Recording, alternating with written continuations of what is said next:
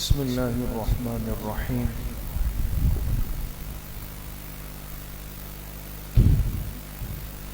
مسائل کی مجلس میں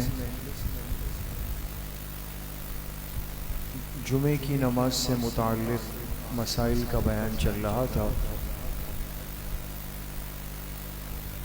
آپ حضرات جانتے ہیں کہ جمعے کی نماز سے پہلے خطبہ دیا جاتا ہے، اور اس خطبہ جمعہ کا سننا یہ واجب ہے۔ لہٰذا اگر کسی مسلمان نے جمعے کی نماز تو پڑھی لیکن خطبہ نہیں سنا، اس نے ایک واجب عمل چھوڑ دیا جس کی وجہ سے گناہگار ہوگا۔ اس لیے خطبے کا اہتمام بے حد ضروری ہے۔ انسان خطبے سے پہلے تسلی کے ساتھ مسجد پہنچ جائے اور شروع سے آخر تک پورا عربی کا جو خطبہ ہے، ایک تو اردو کا بیان ہوتا ہے وہ بھی سننا چاہیے۔ ہم کوشش یہ کریں کہ جمعے کے دن وقت سے پہلے اہتمام کر کے چل کے مسجد آئیں۔ اب یہ چیزیں دن بدن کمزور ہو گئی۔ اب لوگ کوشش کرتے ہیں کہ بس نماز تک کسی طریقے سے پہنچ جائیں، تو جو اہتمام جمعہ ہے وہ تقریباً ختم ہو چکا ہے، جبکہ جمعے کے خطبے کا سننا واجب ہے، بہت ضروری ہے۔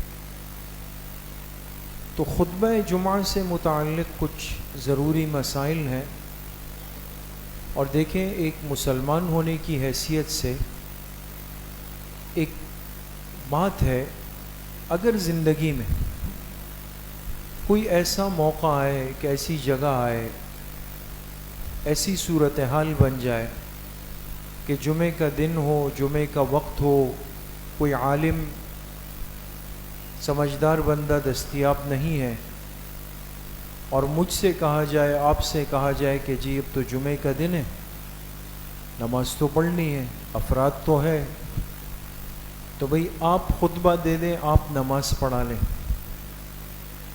ایک مسلمان میں کم از کم اتنی صلاحیت ہو کہ وہ جمعے کے دن عربی کا خطبہ دے سکتا ہو۔ اب آپ کہیں کہ جی اتنا لمبا چوڑا خطبہ وہ کون یاد کرے گا، امام صاحب تو خود دیکھ کے پڑھتے ہیں۔ تو اس میں یاد رکھیں کہ وہ جو خطبہ ہے جو کتابوں میں ہے وہ سنت ترتیب کے موافق، جیسے احادیث میں آتا ہے، صحابہ فرماتے ہیں کہ آپ علیہ الصلاۃ والسلام جب جمعے کا خطبہ ارشاد فرماتے تھے، اس جمعے کے خطبے کی مقدار کتنی ہوتی تھی؟ بہت غور کیجئے گا دوست، جو جمعے کا خطبہ آپ علیہ الصلاۃ والسلام ارشاد فرماتے تو اس کی مقدار کتنی ہوتی تھی؟ آپ اندازہ لگائیں کہ اس امت کے علماء نے اس پر بھی محنت کی اور اتنی مقدار میں خطبہ تیار کیا کہ جب ایک عالم، ایک خطیب خطبہ دے تو خطبہ بھی ہو جائے اور سنت کے موافق ہو جائے۔ بہت لمبا چوڑا خطبہ ہو، ختم ہی نہیں ہو رہا، بہت شارٹ سا ہو، یہ دونوں سنت طریقوں سے ہٹ کے ضرورت کے وقدر چل جائے گا، لیکن جو ہماری کتابوں میں خطبوں کی جو کتابیں جمع کی گئی وہ سنت خطبے کا لحاظ رکھتے ہوئے اتنی مقدار میں اتنے الفاظ عربی میں جمع کیے گئے۔ تو بہرحال اگر زندگی میں کوئی ایسا موقع آئے اور ہمیں کہیں کہ جی آپ خطبہ دے دیجئے، تو انسان پریشان نہ ہو کہ بھئی یہ اب کیسے ہوگا، مجھے تو اتنی عربی نہیں آتی۔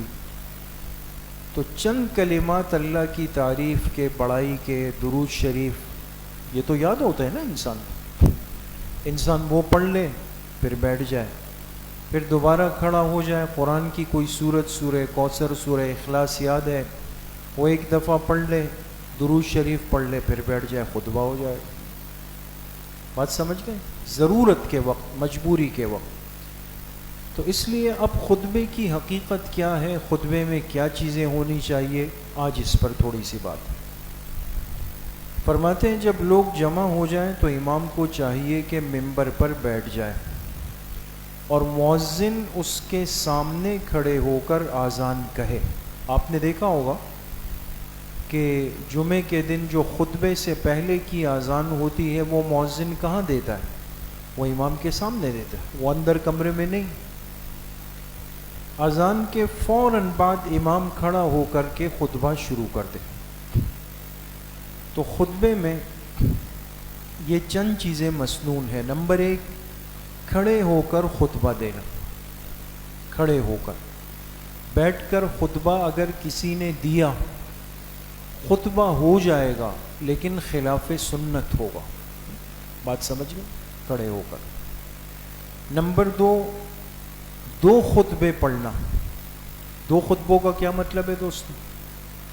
کہ درمیان میں خطیب کیا کرے گا؟ دو خطبوں کے درمیان بیٹھ جائے گا، تھوڑی دیر کے لیے بیٹھ جائے، ایک خطبہ الگ دوسرا خطبہ الگ۔ نمبر 3، دونوں خطبوں کے درمیان اتنی دیر بیٹھنا جس میں 3 مرتبہ سبحان اللہ کہہ سکے، سمجھ؟ نمبر 4، خطبہ دینے والے کا حدث اکبر اور اصغر سے پاک ہونا۔ حدث اکبر بڑی ناپاکی، حدث اصغر چھوٹی ناپاکی۔ جو شخص جمعے کا خطبہ دے رہا ہو ضروری ہے کہ اس کو غسل کی حاجت بھی نہ ہو، اس کو وضو کی حاجت بھی نہ ہو، یہ باوضو بھی ہو اور غسل بھی کر چکا ہو، یعنی اس پر غسل لازم نہ ہو۔ خطبہ پڑھنے کے دوران لوگوں کی طرف رخ کرنا، یہ نہیں کہ خطیب خطبہ دے رہے ہیں وہاں دیکھ رہے ہیں، لوگوں کی طرف دیکھیں۔ خطبہ شروع کرنے سے پہلے اپنے دل میں اعوذ باللہ من الشیطان الرجیم کہنا۔ اس لیے آپ دیکھیں اسپیکر میں اعوذ باللہ نہیں پڑھی جاتی، وہ خطیب دل میں پڑھتا ہے۔ خطبہ اس قدر آواز سے پڑھنا کہ لوگ سن سکیں، لوگوں تک آواز اس کی چلی جائے۔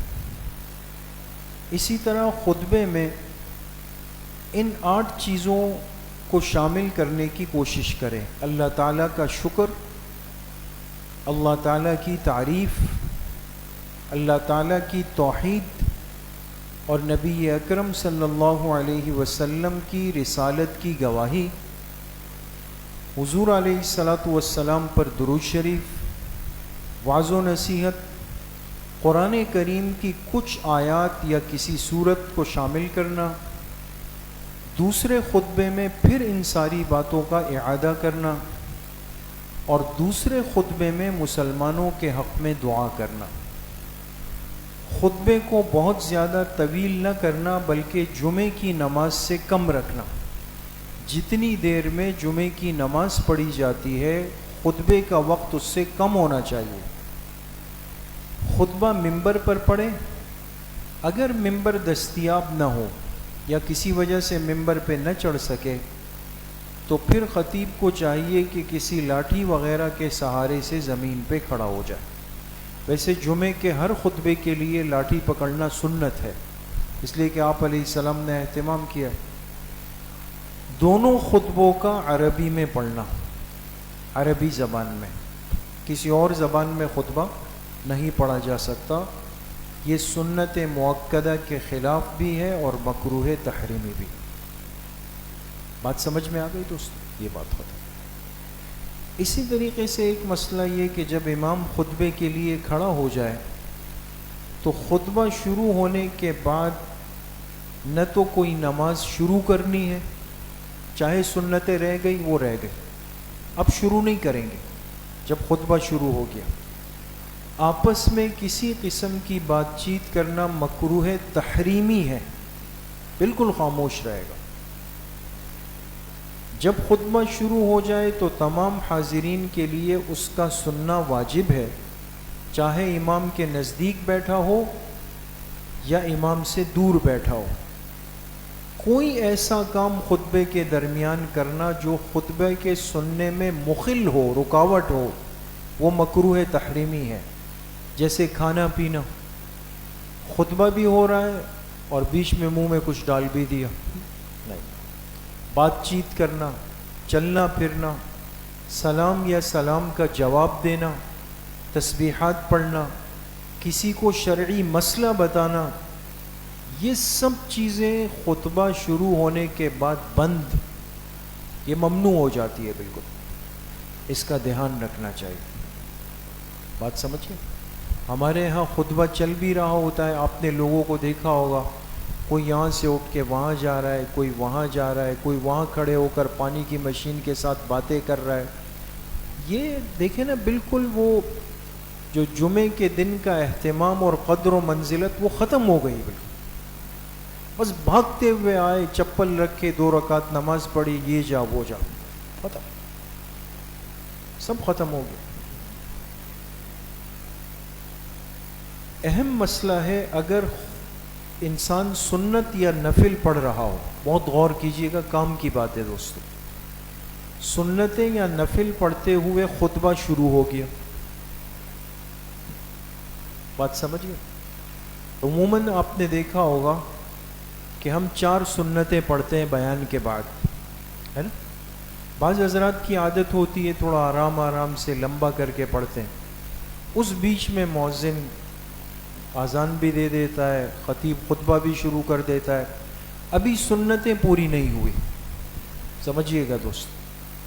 اور وہ کتنی رکعتیں ہوتی ہیں؟ 4 رکعتیں جو خطبے سے پہلے، وہ پوری نہیں ہوئی. تو اس بارے میں کیا کرنا ہے کہ اپنی سنت مؤکدہ کو جلد از جلد پورا کر دیں. اب مزید لمبی چوڑی قرات نہ کرے، لمبے لمبے رکوع نہ کرے، اعتدال کے ساتھ سنت مؤکدہ کی 4 رکعتیں پوری کریں. اگر سنتیں پڑھ چکا تھا، اس نے نفل کی نیت باندھی تھی، تو اگر نفل کی نیت باندھی ہے اور 4 رکعت نفل کی باندھی ہے، تو اگر 2 رکعت پورے ہو گئے تو 2 رکعت پہ سلام پھیر دیں، اس سے زیادہ 4 کے اندر نہ جائے. دونوں خطبوں کے درمیان جب امام منبر پر بیٹھ جائے، ہاتھ اٹھا کر دعا مانگنا مکروہ تحریمی ہے. البتہ دل میں دعا مانگی جائے تو وہ جائز ہے، زبان سے کچھ نہ کہے، یہ طریقہ درست نہیں. اور یہ بارہا ہم عرض کرتے ہیں لوگوں سے، چونکہ علماء یہ بھی فرماتے ہیں کہ 2 خطبوں کے درمیان جو چھوٹا سا گیپ ہوتا ہے، تھوڑا سا وقفہ، یہ وقت کون سا ہے؟ دعا کی قبولیت کا وقت ہے. اب دعا کی قبولیت تو ہے، لیکن اس کے ساتھ 2 چیزیں منع ہیں. ہاتھ اٹھانا منع ہے، زبان سے بولنا منع ہے. تو پھر دعا کیسے ہوگی؟ دل سے ہوگی دوست. دل ہی دل کو اللہ پاک کی طرف متوجہ کر لیں، اور جو دعائیں اللہ سے آج کے خطبے کے درمیان مانگنی ہے وہ مانگ لیجیے. بعض لوگ اس وقت ہاتھ اٹھا کے دعا کرتے ہیں، یا زبان سے منع ہے، مکروہ تحریمی ہے، ایسا بالکل بھی نہیں کرنا چاہیے. اگر دوران خطبہ آپ علیہ الصلاۃ والسلام کا اسم مبارک آ جائے تو مقتدی کے لیے دل میں درود شریف پڑھ لینا جائز ہے. بات سمجھ؟ دل میں، زبان سے درود شریف نہیں پڑھنا چاہیے. جو شخص جمعے کا خطبہ دے، بہتر یہی ہے کہ وہی نماز پڑھائے، خطبہ اور نماز ایک امام پڑھائے. لیکن اگر فرق کر دیا کہ خطبہ ایک شخص نے دیا، نماز دوسرے عالم نے پڑھائی، تو اس کی بھی گنجائش ہے، اس میں مسئلہ نہیں. خطبہ ختم ہوتے ہی فوراً اقامت دے کر نماز شروع کر دینا مسنون ہے. اس درمیان میں کوئی کام کرنا یا لمبی چوڑی باتیں کرنا وہ درست نہیں. اس لیے آپ دیکھیں جیسے ہی خطبہ ختم ہوتا ہے تو 2-4 باتیں تربیت کی جاتی ہے کہ بھئی صفیں سیدھی کر لیں، صفوں کو پر کر لیں، پہلے مسجد کو بھر لیں، ٹوپی سر پہ رکھ لیں، موبائل بند کر دیں اور تکبیر شروع ہو جائے. بات سمجھ؟ اس میں یہ لمبے چوڑے اعلانات کرنا کہ باتیں شروع ہو گئی کہ جی پہلی منزل سے اطلاع دیں، اب دوسری منزل سے اطلاع دیں، اب بیسمنٹ سے اطلاع دیں، وہاں کے اسپیکر یہ کام پہلے کے ہیں، یہ بات کے نہیں ہیں. بعض جگہوں پہ اس طرح دیکھا جاتا ہے کہ جب امام نماز کے لیے کھڑے ہوتے ہیں تو کوئی کمیٹی کا فرد آ کے اسپیکر سنبھال لیتا ہے کہ ہاں جی بتائیں یہاں پہ. اب وہ خطبے اور نماز میں اچھا خاصا گیپ آ جاتا ہے، کراہیت پیدا ہو جاتی ہے. بات سمجھ گئے؟ تو بہرحال یہ خطبہ جمعہ سے متعلق ضروری مسائل تھے.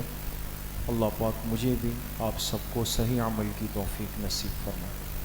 الحمدللہ رب العالمین، الصلاۃ والسلام۔